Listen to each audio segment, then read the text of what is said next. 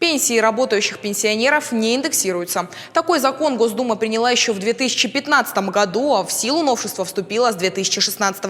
Действие федерального закона коснулось пенсионеров, которые работают или занимаются другой деятельностью более 6 месяцев в году.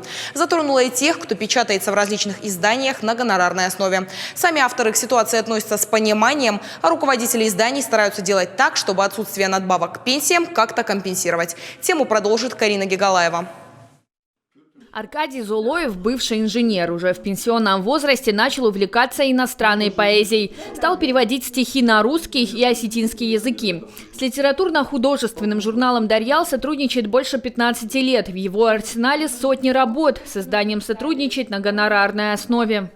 Времени стало много, я начал учить английский язык. И потом как-то выяснилось, что в общем-то, я могу переводить поэзию, английскую, немецкую. Работающие пенсионеры, в общем-то, не получают индексации, каких-то надбавок, пенсии. Надбавки к пенсии разные, зависит все от категорий. Инвалиды, дети войны, ветераны. И до некоторых пор это касалось всех пенсионеров. С января 2016 года ситуация изменилась. Теперь, согласно действующему законодательству, пенсионеры, которые получают гонорары, считаются работающими. А значит, автоматически лишаются надбавок, говорят в пенсионном фонде. По закону, опираясь на закон, проще говоря, если пенсионер работал, допустим, в этом году, и на него подавались страховые, оплачивались, начислялись и перечислялись в пенсионный фонд страховые взносы, этот пенсионер, с нового года, допустим, если он в этом году работал, то в 2020 году, в январе месяце, пенсия ему не будет проиндексирована. Он будет получать пенсию в прежнем размере. Работодатели сдают отчетность в пенсионный фонд ежемесячно. В ней представлены сведения о каждом работающем сотруднике, включая тех, с которыми заключены договоры гражданско-правового характера на вознаграждение, по которым и начисляются те самые страховые взносы. Если пенсионер есть в этом отчете, то он определяется как работающий. Авторы журналов к ситуации относятся с пониманием. Это закон, и ему нужно следовать.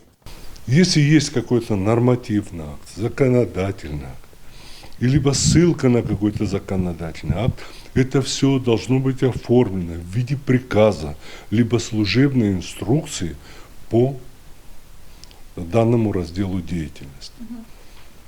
Вот такое, заверенное всеми печатями, это руководство к действию. Между тем, редакторы изданий переживают, что лишатся рассказов, стихотворений, иллюстраций авторов, с которыми работают на гонорарной основе. Гонорары, которые мы вот сейчас сделали разметку, распределили гонорары за все 4 номера, которые уже вышли в этом году. Вот они передо мной. И мы постарались сохранить авторам те суммы гонораров, которые они получали до сих пор. Как только нам руководство комитета нам объяснило ситуацию, разъяснило в подробностях, то все успокоилось. Дело в том, что в принципе сумма та же остается, просто поменялась сама система финансирования. Как говорится, от перемен мест слагаемых сумма не меняется. И когда нам донесли, когда мы поняли, что действительно именно так сейчас будет работать закон, то все успокоились и все стало на свои места. В комитете по печати и массовым коммуникациям пояснили, пенсии урезать никому не будут. Она остается прежней, только без индексации. Вместо нее обещают повысить сумму гонорара. Но как только автор перестанет публиковаться и получать гонорары, все его льготы к нему автоматически вернутся.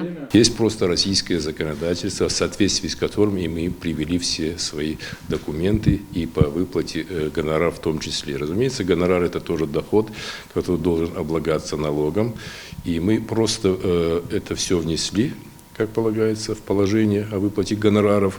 И, разумеется, сумму субсидий увеличили. Гонорары все же неполноценная зарплата, поэтому в Госдуме и Совете Федерации не раз звучали предложения о возвращении индексации пенсий тем, кто получает низкую зарплату. Однако пока на законодательном уровне ничего не поменялось. Карина Гигалаева, Галина Григорян, Заур Кодзаев, Чермен Цораев. Новости Осетии.